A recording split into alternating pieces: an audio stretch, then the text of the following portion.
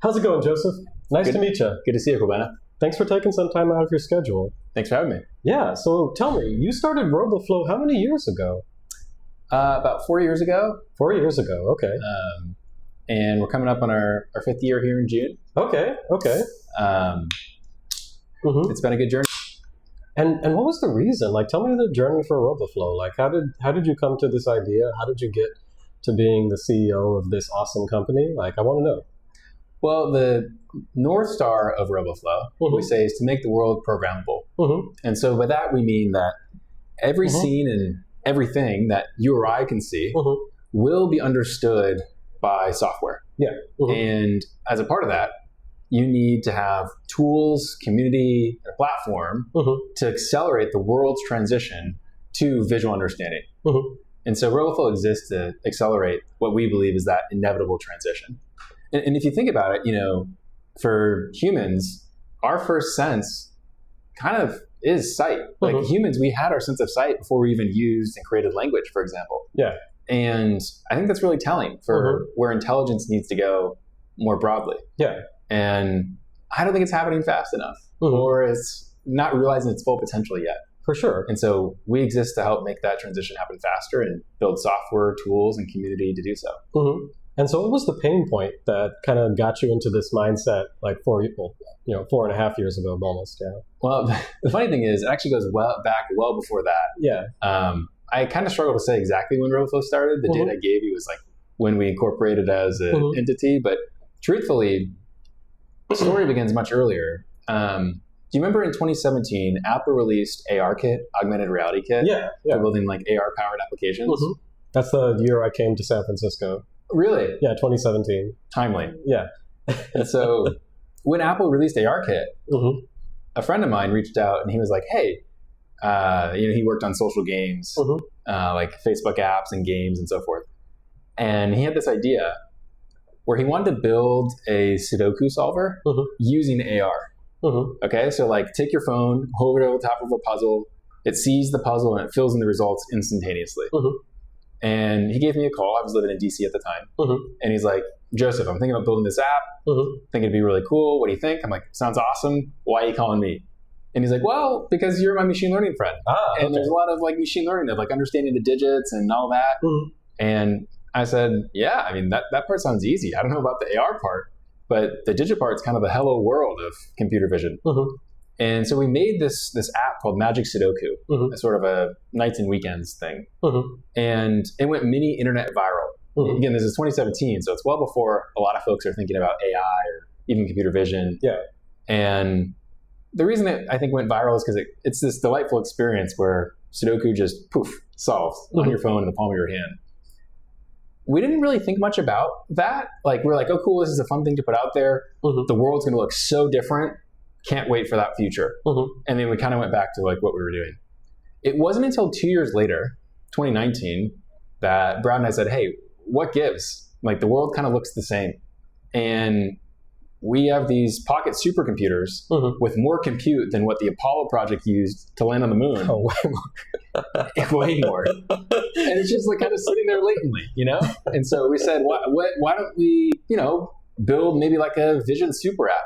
Yeah. Because if we want to take this primitive, this like sense of sight, what we should do is give people an app that can point at anything and understands, I don't know, the brand of your clothes or how many calories in your lunch or whatever it is. And we decided to start with board games because we had some history there. They're fun. They're social by default. And we made a boggle solver, like the word game. Yeah. Made a chess solver for like understanding the state of the board. And both those apps were like kind of popular and then kind of slowly died. Yeah. And in building those apps, we realized that the tooling for creating computer vision stuff, hard. Yeah. Like, we built a lot of our own internal tools for, collecting the right data, figuring out which video matters, training up a model, running it on the iPhone, figuring out if the model's working and not working. And we realized that, look, if our goal is to accelerate making the world programmable, maybe what we should do is just give our tools to everyone. And so that's what we did in 2020. We said, hey, let's open up all of our tools and give it to developers like us who want to create their own portion of the world to be programmable. Yeah. Like, don't wait for us to give you an SDK for chess. Build your own ability to have a sense of understanding. And that's took off. Really grown. So now, a little over 1 million developers build with Roboflow as open source every 30 days. We have about half the Fortune 100 building with the Roboflow platform. The Roboflow community, where developers create open source projects, is actually the largest collection of open source computer vision models and data sets on the web. And that really is kind of like together, we're together with the community discovering all the ways computer vision is going to be impactful in our world and making it easier so more folks have the right models, the right data, the right deployments to do so. Yeah. So it's still quite early. I mean, maybe I'm impatient, but it feels like it's still so much yet to be transformed and understood. Yeah. And that's why we continue to work on what we do. And that's kind of where everything started. It's, I'm thinking about to my first time I played with some ML frameworks. And I remember Cafe back from Berkeley. And I remember trying to share with people how you had to like set up your computer to use this. Yeah. And it was such a, I think it was like a gauntlet. Like you had to do about maybe 50 command line things on installing drivers, and installing the NVIDIA GPU driver. That was, a tense moment, because if it failed to install, it didn't just not install, it left your computer broken. Yeah, great. Yeah. And so you had to start all over and make sure not to forget any steps or anything that could end up, with the NVIDIA GPU driver failing to install. And then if you manage to get through all of that, then you can get CUDA on board. And finally, you can get to something where you can build an app. But that's just to build the model. Well, on the rest of the app. Sorry, not an app, just to build the model. But if you manage to do that, trying to teach someone else how to go through that process, it was just like give up, all hope. And that wasn't that long ago. But yeah, I think there's a huge accessibility gap.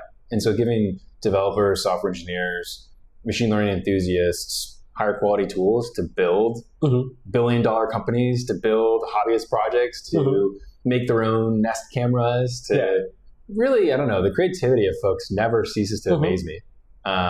Recently, there was a team that built like a robot in a weekend at a hackathon that like went about its way and like picked up trash and did recycling versus litter.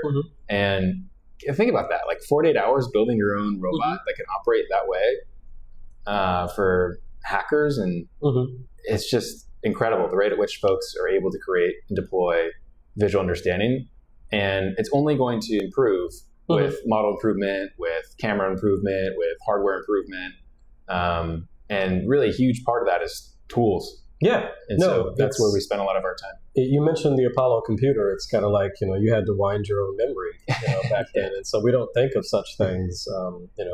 Some of the first computers were ROM only. I mean, you had punch cards and other various things, but, the level of tooling, and just this 100 years ago, really, if you think about it, in less than 100 years, we've built such amazing advances to the point that we're on the cusp of artificial intelligence that we would call sentient. Okay. Anyway, so 5 years later, Roboflow's now raised 40 million. What are you guys tackling next? What's the big focus now for the company? So we recently raised our $40 million Series B. But that's really to invest more in the community, the product, and open source, so that it's even easier to launch a project. A lot of computer vision comes down to primitives of having a high quality data set, increasingly having high quality evals for an existing model, having a high quality model, one that may already exist or maybe that you need to adapt a little bit or validate does what you want, and then putting it into a system that does inference, but also may work together amongst multiple models, and a system of logic that allows you to say, I'm going to process these model outputs and do something useful with them. It's not just the detections, it's what does that tell me? And be able to create actionable information and insights. And that's called your pipelines product? Yeah. So we have like a open source inference server. And the open source inference server, if you pip install inference, you get a local inference server that you can run both an existing registry of state-of-the-art models, as well as maybe your own fine-tuned models locally on your compute or in the cloud. One of the most common things people want to do is not just run a model, but chain together models and logic. So it's like, okay, and also do that on video streams, RTSP streams, on live video. And when you start to bump up against those problems, it's more than just, I want a model that can, here's a response, here's a request response. It's, man, I want to handle multiplexing. I want to get the most of the GPU I'm running on. I want to take those examples. I want to have a stateful system, as in, keep context across video frames, know when something's crossing a line, count, see if two things have tracked one another. Like one of our customers powers the instant replay at Wimbledon. And at Wimbledon, since it's a live broadcast, there's very low margin for error. Needs to run sub 10 milliseconds. And they need to do things like, where are the players? Where's the ball? Control, automated camera control in real time. And that's more than just certainly like, give me a model that says where the tennis ball is, or give me a model that says where the tennis player is. You're doing tracking of the players. You're doing information about, okay, where did the ball land relative to other things I see in the scene? Take that information and use it to pan, tilt, zoom given cameras that are on site. And the inference product or open source project makes it such that a lot of those primitives are there to build on top of. So pipe in an RTSP stream, start running, I don't know, Florence 2, a foundation VLM, or maybe a object detection model, like a point specific model, maybe a vision transformer, and then begin to optimize, or inference will optimize that model on the compute you're running on, combine it together with other outputs, and pretty soon you have a deployable app. So it's, the delta between I've got a model and I've got an application. Then we call that the workflows product that allows folks to easily chain together.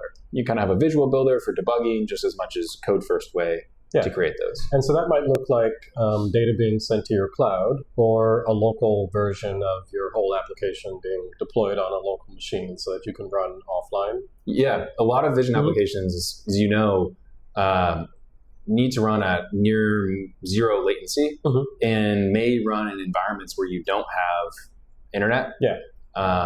Even if you did have internet, maybe it's too cost prohibitive to constantly stream a video to the cloud to get back results. And you kind of want to co-locate your compute for a lot of vision use cases out of necessity or just out of what might make the most sense, which means, yes, you want to self-host your inference and run it alongside the device that is processing information. Which I think is different than language, by the way. Like, I think a lot of language problems exist just where humans are. Because that's where originators of language. Whereas vision problems, we're going to observe the world. It's almost like looking out. Whereas language looks in at people, vision's looking out into the world. And that necessitates running locally and often smaller models too that are optimized and doing real-time work. So a lot of things we're investing in is, yes, the ability to build a model, but also build a system and have it work on video, have it be stateful, have it be fast, run in real time. And to do that, we've made a lot of investments around that open source inference project. We're also trying to nudge the field in the direction of building models for the problems that people see out in the real world. So, for example, like some of our research efforts focus on exposing the types of real world problems that exist. And by this, I mean, if you eval a model, in computer vision, famously we've used data sets like COCO with 80 classes. The most recent time COCO was updated was 2017, and the benchmark in some ways has been saturated. Oh yeah, for sure. Gamed really. And the types of problems that vision models are seeing, yes, some are in COCO, person, sports ball is a class, airplane. But a lot of problems are like, it's heavy-duty machinery. Heavy-duty machinery that are producing parts that definitionally only one company produces. So if they're not well represented in public data sets, or it's like underneath a microscope view, which certainly isn't, or it's like from a drone perspective, or it's a telescope. People have discovered new galaxies with Roboflow, right? Like, it's the types of information that people are processing visually is pretty diverse. And so one of the things that we've introduced and we're investing in creating another version of is a benchmark called RF100, Roboflow 100, where when you build a Roboflow project, not so dissimilar from GitHub, you can create a public project or a private project. And that public project allows others to fork, remix, and build from the things that you did, just like you want to build on top of others. And so we went through and culled together a basket of data sets that are representative of the real world. And so we've put that out into the world. We're doing a workshop on that at CBPR this year. which we first introduced this benchmark at CVPR 2023, and this is kind of a refresh with some new things in it, which will be exciting for VLMs. So we're investing there. We've done some novel model training efforts as well. So Roboflow really emphasizes making it so that open source models are fine-tunable, usable, able to be evaled on your data, in your context, in your environment. And one of the things that we've observed is there's this opportunity to perhaps bring transformers real time into the edge. And so efforts like RT-Deader and Define and others have invested here. We see some opportunities even with like different pre-training routines that will allow models to be even faster and run at the edge. So we're going to release some open source efforts on that front here soon. And one other area that we've been investing quite a bit is visual prompting of models. So increasingly models can kind of work out of the box, or so we hope. There's kind of this messy middle where you hope a model works out of the box, but it doesn't quite, so you need to adapt it. Yeah. And when you have these large pre-trained models, you can access that embedded knowledge a number of different ways. You can provide a text prompt to get information out. You can provide a visual like click, like SAM, where you click and then you get a proposed region, candidate mask. You can also, similar to SAM, but provide like an image embedding itself, provide a region of interest. And then have a model give you back like, oh, here's all the similar regions of interest. Oh, okay. And so we call this visual prompting, and it's really useful for, automated data curation, where it's like, okay, great, like I have a bunch of data from something, and I want to immediately, let's say you have a bunch of strawberries from the field, and you want to label all the strawberries. And the foundation model might know where a lot of those are, but not where all of them are. So if you draw like a few regions of interest, you visually prompted a model that then fills in all of the rest of your examples. And you kind of have the ability to access the knowledge that big models have, but for various domain problems. So, there's, no shortage of exciting investments taking place. No, and that's a wonderful frontier. It's kind of interesting when you think about it, because it's kind of like, we're thinking we're at the end of innovation, but actually we're just on the cusp of something even bigger.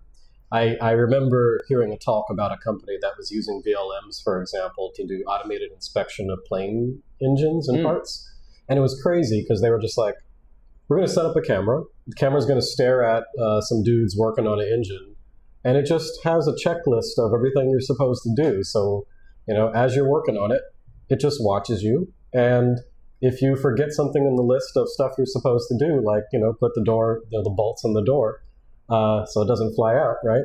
Then it would have saw you build the system, and it would know what steps in a checklist you forgot. Totally. It would be able to do a safety audit on you, as if you had some supervisor there watching you carefully. Yeah, I think that's pretty timely.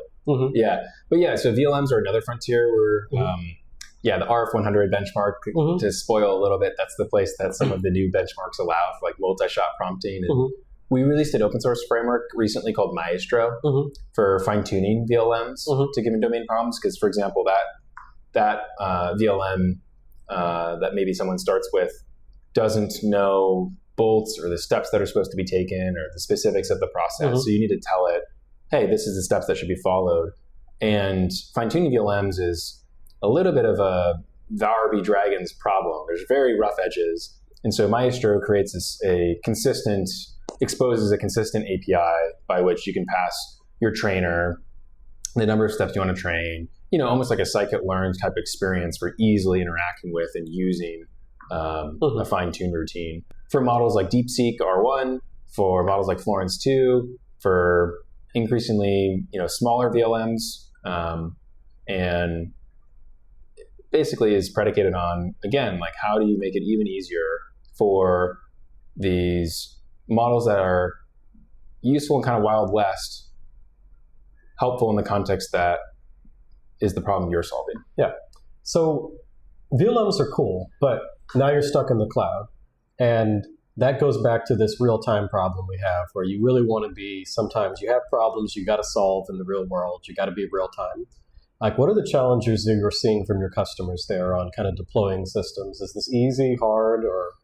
Some VLMs are small enough you can run on the edge, but I agree with you. In general, if you need real-time performance, they're not quite there yet, but I'm optimistic that we'll get better, faster performance soon. The types of problems that I think customers see when you're running on the edge is certainly the speed, the latency, the reliability of the model. And then it's also observability of what that model's doing. If it's running on the edge and maybe it's not internet connected, how do you know? What device is it running on? Can I register? Like, I want almost the ability to, device registry to see what's the status of that thing. Is it online, offline? How's it doing? Push new models to it. There's also the, this inference now what question.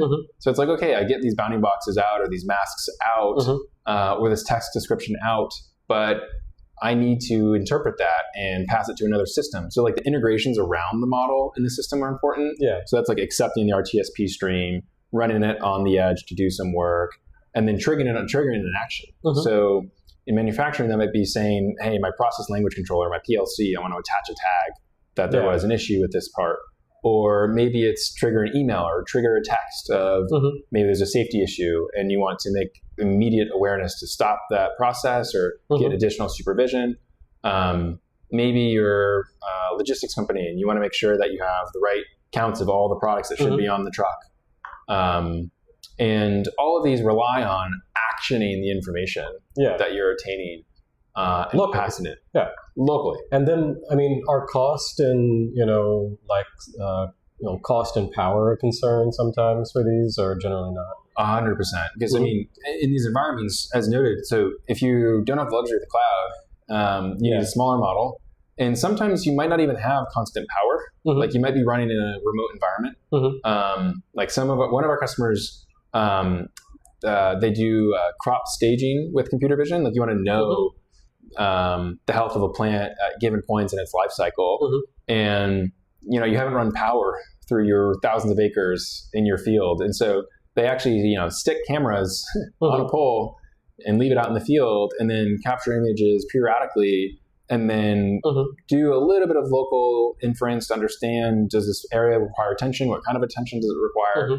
And of course, you want to have the maximal lifespan of that device that's out in the field, literally out in the field.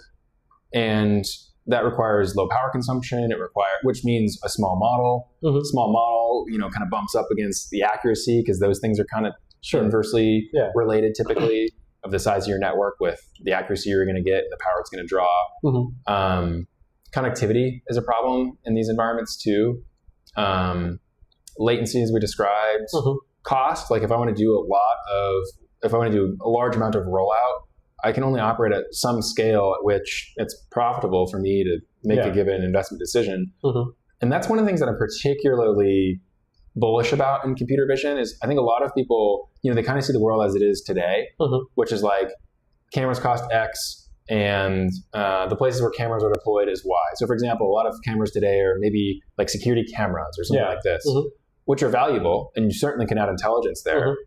But there's all the rest of the places where the world isn't observed and it's not economic to run cameras, to do understanding in those environments if it's too expensive or if the value just isn't there. And I think about this almost as like, the hacker principle, like Chris Evans, or Benedict Evans, I think, famously, maybe it's Chris Dixon. It's Chris Dixon. Famously said, what the hackers do on the nights and weekends, the Fortune 100 does in 10 years. I love that. And, that's perfect. for a lot of folks that are building with Roboflow, they're like curious hackers. Like there's this one guy, Dave's Armory is his YouTube channel, and he like made a self-driving couch for like his daughter. Or another thing he made was during COVID, he was kind of cooped up inside, and as was his cat. And he kind of jokes that, I'm worried my cat's not getting enough exercise now that we're all cooped up. And he made a model that identifies his cat that attached it to a PTZ with a laser pointer. And so the laser pointer consistently pointed 10 feet away from where his cat is. And so the cat jumps around. He did that with Roboflow and showed it off on his YouTube channel. And I mean, it's a silly example, but what's really important is that like what maybe was a PhD thesis 5 years ago is someone hacking on something in a weekend. And those are sort of trite examples, but you can think like, hey, like if I want, I don't know. One of our users works. She's a mother that works from home, and when her kids arrive home on the bus, she wants to be outside to greet them. Yeah. Okay. And doesn't necessarily want to just constantly watch on the street for the bus. And the bus follows a relatively consistent schedule. Yeah. So you'd expect it, but not always. And sometimes it's a little ahead, a little behind, whatever. Yeah. And so she, put a little camera on her windowsill and set up a text system to get an alert of like when the bus is about to roll up, and then she can go outside and be there at the door. Be there at the door. And critically, if there's an anomaly where the bus doesn't show up at that normal time, or maybe it's not arrived, like you're immediately aware of some situation. These are like silly, kind of maybe small inconveniences in the grand scheme of things, but they kind of add up and they illuminate what sort of, or another one of our customers works on replanting coral. Yeah. And to measure the efforts of replanting coral, they want to keep track of the reef health. And to keep track of reef health, you can do a dive and go down and track all the fish. But what do? They built an underwater camera called Reef OS that, you put it underwater, and now you can immediately see as we repopulate the reef, what types of fish are returning, and is the health of the population is increasing based on our efforts, and measure it. And that's putting a camera in a place that previously maybe you wouldn't have, or maybe it was cost prohibitive to do so. And now you just have this another sense of visual input to improve the health and safety of our environment. So the list is endless where, it's like creating a market just as much as an existing market, but demand begets demand, if you will, and the lowering the barrier to entry just exposes a whole new pool of the types of things you're going to get. And we're starting to see that. So that's where I wanted to change the conversation direction and introduce something new to you today. So for our viewership here, I'm Kwabena, CEO of OpenMV, and we build computer vision cameras for microcontrollers. And so our latest product is this new guy called the OpenMV Cam AE3. It's very small. And so this is a 1-inch by 1-inch computer vision camera with a neural network accelerator on it. It's powered by the ARM Ethos U55, so brand new MPU. And this allows you to run things like YOLO on a camera the size of a quarter, and it draws about a fourth of a watt of power, and then it can go to sleep for microwatts of power. This means that it's able to last on batteries for years if you put it into a power cycling mode where it turns on, takes a picture, runs some inference, and then turns back off. And if you do that every 10 minutes, years of battery life. And so it opens up a lot of the use cases you just talked about, but now not having to be plugged into the wall, potentially outside, potentially acting as like a permanent system that does one feature that you programmed, but also doable by one person in their weekend. And so you mentioned that you could run maybe like a single shot detector on it. Of what size? And how fast? So more or less what we've got on here is this thing offers about 200 gigaflops of compute. Okay. So that's less than 1 TOPS. So it's not, it's not going to compete against the NVIDIA system, but also at the same time, it doesn't need to plug into a wall. It can run on batteries. And so that translates into about 30 frames a second for a YOLO V5 model per se at about a nano size. So let's say a 3 to 4 megabyte model, 30 frames a second running YOLO V5. And then if you wanted to do a small YOLO model, about, let's say, 8 to 10 megabytes, that'll give you about 10 FPS or so. The 30 FPS model, if I had it running constantly. Yeah. And I guess it's, of course, a question of battery as well. But I don't know, the battery that you'd envision most users pairing. So with 2 AA batteries, you're talking about 7 to 8 days of battery life. Wow. Constant operation, nonstop for 24 hours. Wow. So 7 to 8 days of battery life running.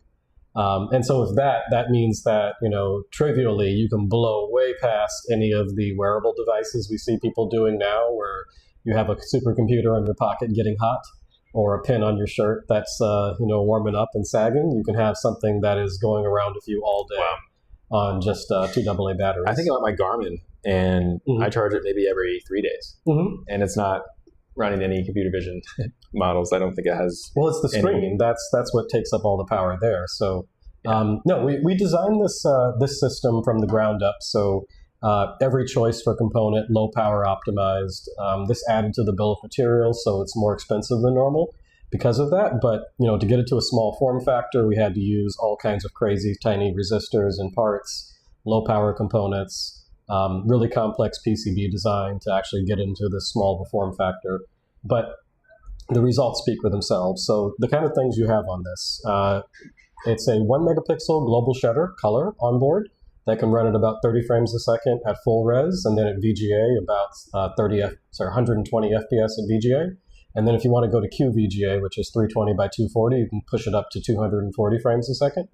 So not only can it go slower to take full res images and detect stuff, but you can turn it into like a super high speed tracking camera if you want to like make a ping pong table that was tracking a ball super fast. Because it's a global shutter. Yeah, global shutter, so no motion blur. This does mean, though, its capabilities to see outdoors, like the HDR, is not that huge. So you do want to keep it in like an environment that has not too widely, controlled setting. Yeah, varying degrees of light. But most of people who are doing like machine vision applications, they prefer the global shutter over a regular rolling shutter camera. Do you have a version that has a rolling shutter? Yes, we do, and I'll get to that in a sec.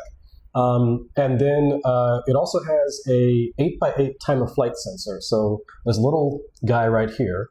And so this will allow you to actually see depth. So just like that AR kit, not the same level of quality as that what Apple had, but because this guy has depth built in, that means you can actually kind of detect how far whatever you're looking at is. How far out can it see? About 400 centimeters. So that's not quite 4 meters or so, but it's enough to kind of get you some decent detection range.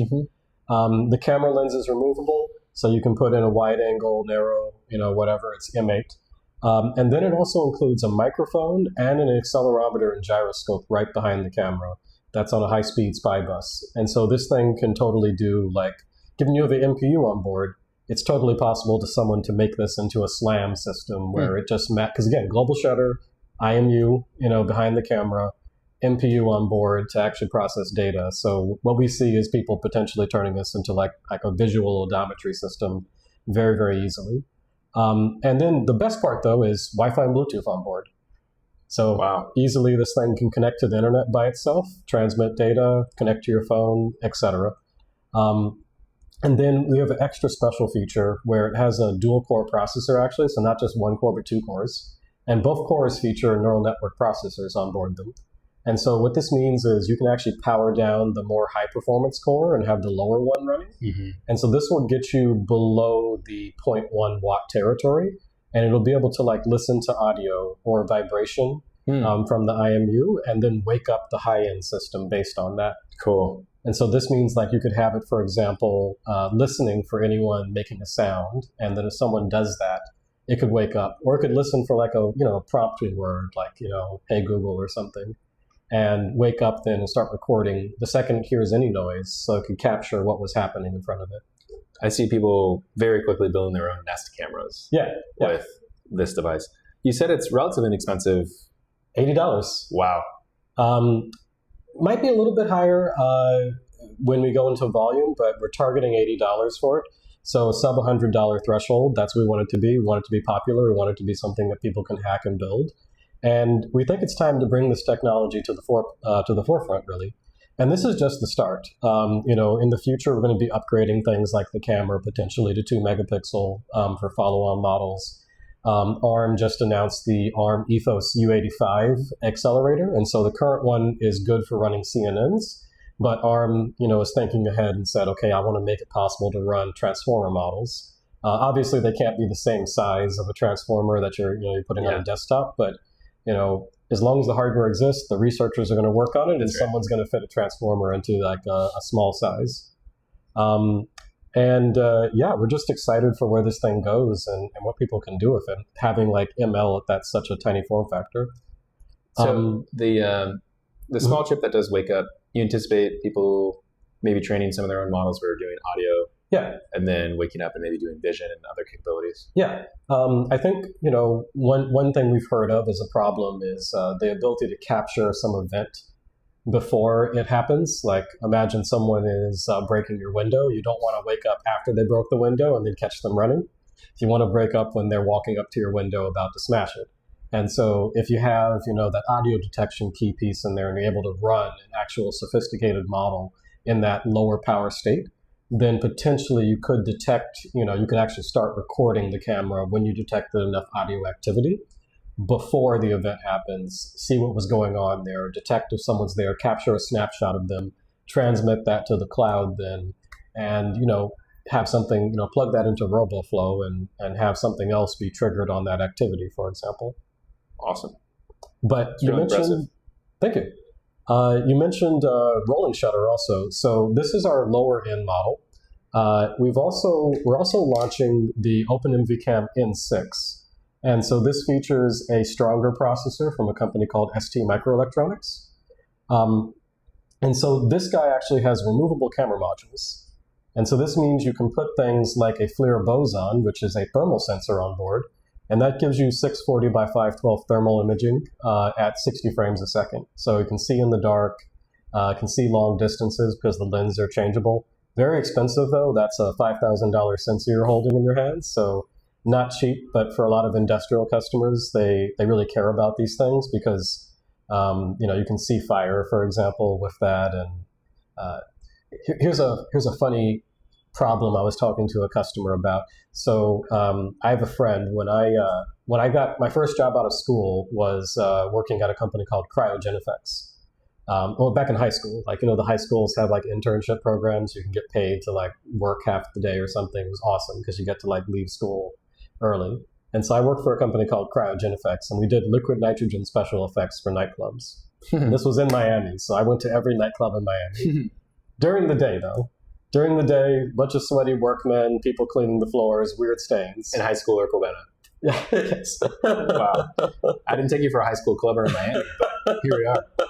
Yeah, well, I went in the wrong time, but it was still cool to see that, the environments, the atmosphere. Yeah. I remember one club in Miami, it had it was totally outdoors, and they had rivers running through it. And then they had different DJ setups in a forest. Wow. And so you'd be walking outside over little bridges with water underneath the bridges and different club areas. And then to keep people cool, because it's Miami, they'll have the cryogenific setup, and liquid nitrogen would then blast onto the people while you're dancing lasers. Amazing. Super cool. So here's a challenge. Part of that business was actually selling gas. And so when you're dealing with gas, right? Sometimes you'd have the gas truck manufacturer. Well, the people who are shipping gas, they'll be shipping not just one tank but multiples.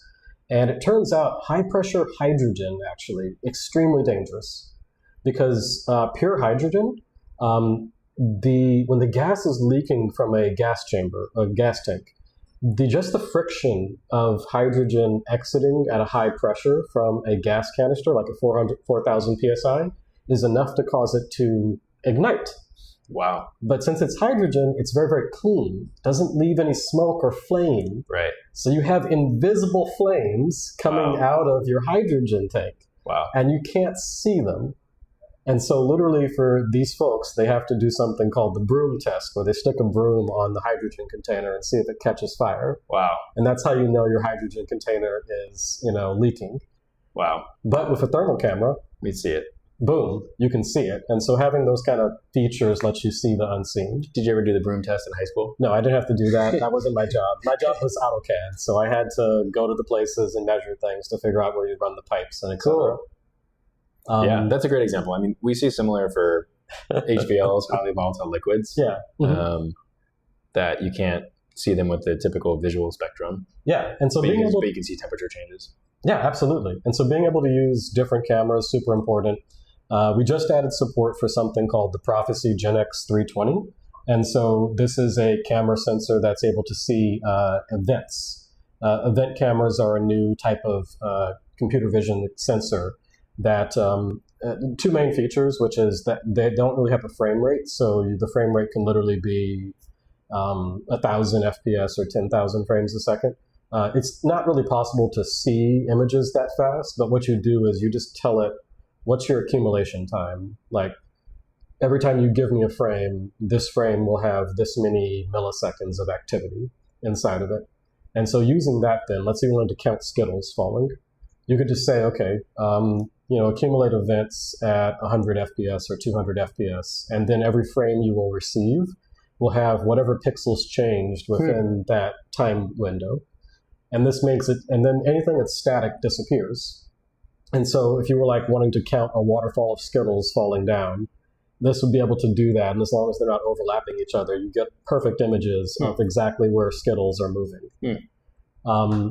And that kind of simplifies things, because if you think about normal camera frame rate, and you're running at 30 FPS or so, you may not be able to capture what's happening just because of all the blur that would be going on.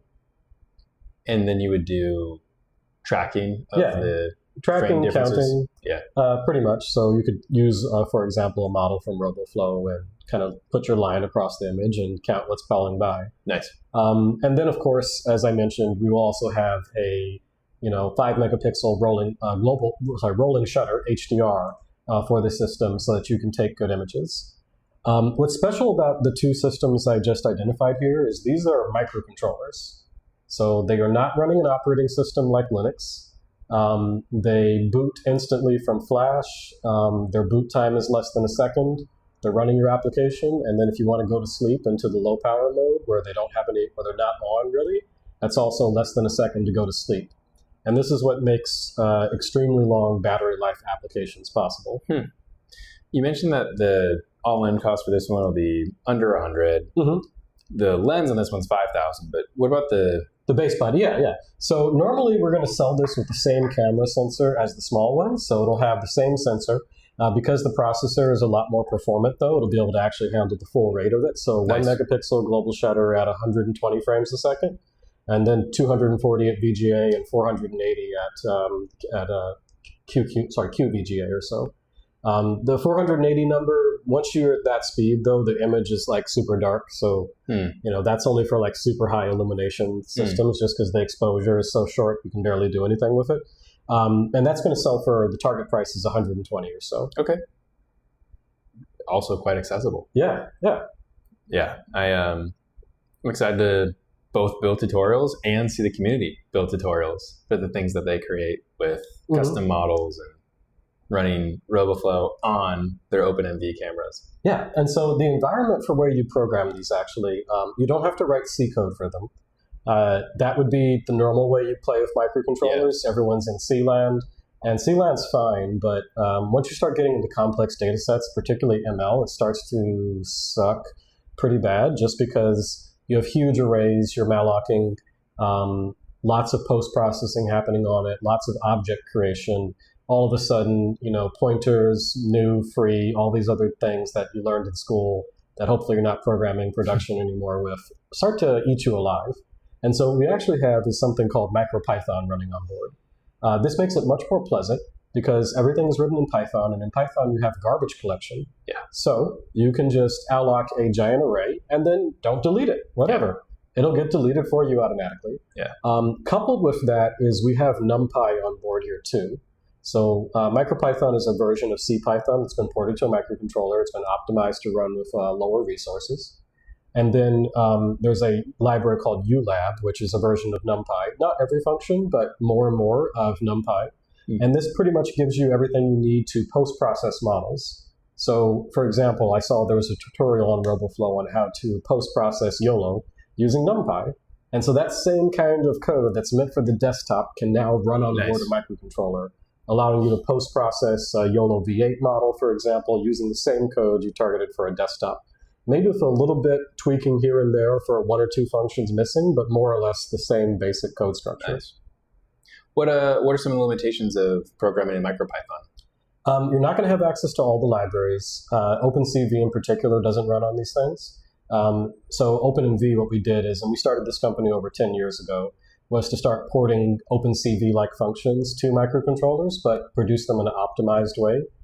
For example, we do a lot of work in the RGB 565 color format. This is a 2 bytes per pixel format. Nice. Where you have 5 bits for red, 5 bits for blue, and 6 bits for green. It's reduced from RGB 888, which is what everyone knows and loves, but having 2 bytes per pixel means that your image is now a third less of the size. And that also means that accessing it from external memory is a third times faster. This starts to really become very clear in performance implications, because if you can fit your memory, for example, into the internal RAM on some of these microcontrollers, then you get speed ups that actually put you up to the desktop speed. Wow. An example would be for the OpenMV Cam AE3, our smaller guy here, it has no external memory. The microcontroller itself features about 13 megabytes of RAM on board, and that RAM is clocked at about 400 megahertz with a 64-bit bus, and so its actual bandwidth is close to about 3 gigabytes a second internally. And so when it's executing tensors and doing math internally and such, it also has these new processors called the Cortex M55. Both of them do that. And so M55 processors feature vector-accelerated instructions. This is very similar to ARM Neon. That is what desktop class CPUs use to go fast. And so what you're finding now is, thanks to the hard work of ARM, they really have started to blur the line between where a microcontroller ends and where an application processor ends. Because this little guy will outperform or kind of be at parity, at least, for like an A53 processor. When it's doing something just on its internal RAM, it's going to be up there at the speeds of a regular Linux system. One of the things I could see users wanting to do is save images locally of anomalous events or keyframes or things like that. Presumably, you can add your own disk storage. Yeah. But if you didn't want to do that, maybe tell me about what on the AE3. If I were capturing at, I don't know, 1200 by 1200, and I were saving those frames, I have 13 megabytes to work with? No, so we actually have an external flash drive. So there's 2 memory regions on it. You got your internal SRAM. That's for doing your frame buffer. That's for also working for your tensor arena for YOLO, your heap, everything necessary to run your application. And your application on this isn't going to be massive. It's going to be, hopefully 100 lines program or so, maybe a few external libraries linked in, like to do whatever you need to do. But the goal wouldn't be to have a huge complex app on it. Anyway, using that though, we have an external flash drive that's going to get you about 16 megabytes of storage space on board. And so you can save a few images there. That can be expanded because the flash drives that we're working with can go all the way up to 512 megabytes or so. They start to get expensive though, so we're not going to build units of this by default that have that incredible amount of space. The main use case for the AE3, for example, is small, low-powered camera, has one job in life to detect something and then transmit that to the cloud. For the OpenMV Cam N6 though, this guy's got an SD card.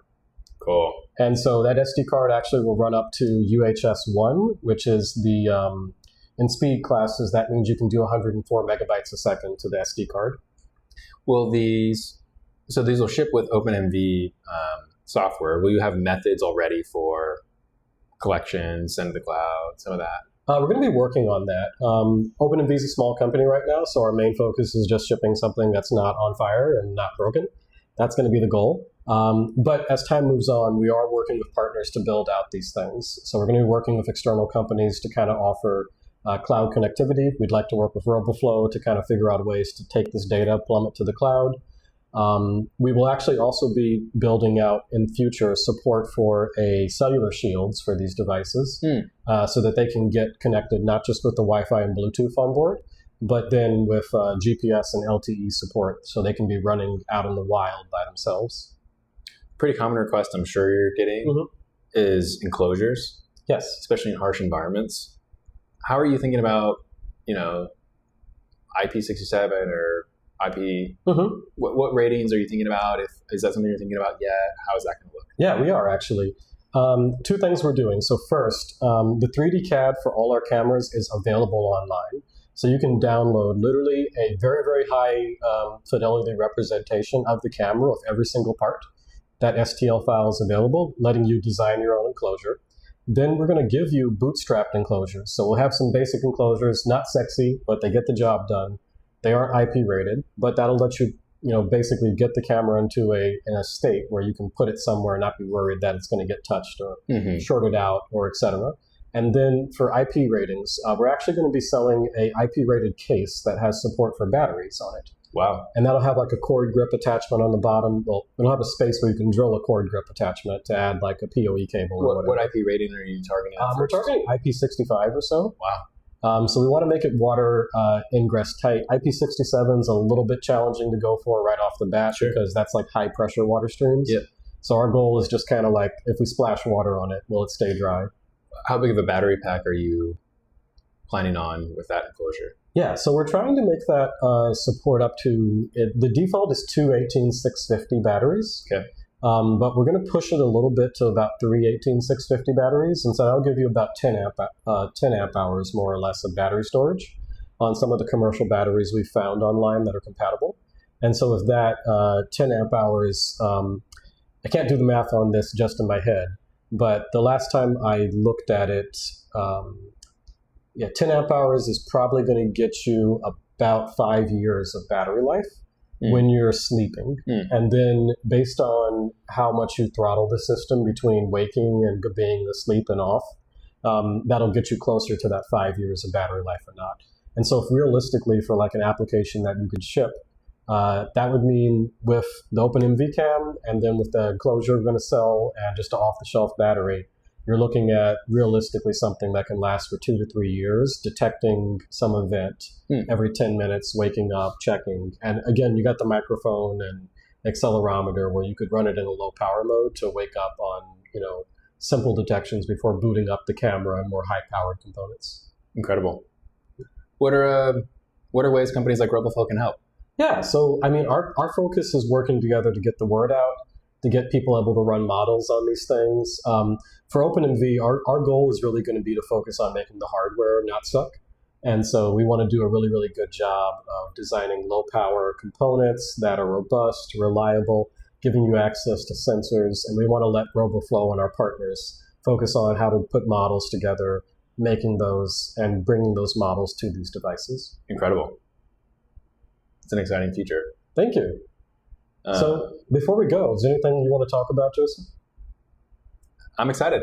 I can't wait for these to get in users' hands. How far away is that going to be before folks will be able to have their own AE3, you think? So right now we're running the OpenMV Cam Kickstarter, but hopefully we're going to be ready with these devices in the middle of the year. Of course, there can be all sorts of unforeseen snags like part shortages, amounts of time things take to get put out into the world. We're going to do a good job of making sure the hardware is reliable and robust before we ship this because we don't want to go out of business. But the hope is this year we really want to bring these things, and then next year really to upgrade them because the chip shortage is over. Both of these processors have actually been cooking since 2019, and it's just kind of the world slowed way down, thanks to wars and COVID and all these other various things. But we're back, and so we're going to be starting to deliver cool stuff again to people's hands. Amazing. Yeah, I mean, something that I'm probably most excited for is that, as you mentioned, one of the key parts of getting a sense of visual understanding is actually having the inputs. And this is another more accessible way to provide those inputs to hackers, but just as much to enterprise as you're describing, thinking about IP65 ratings and offline environments and connectivity. So I see a very bright future and can't wait to support the ecosystem that pops up around OpenMV. Thank you. Appreciate it. Yeah. Thank you for your time. Absolutely.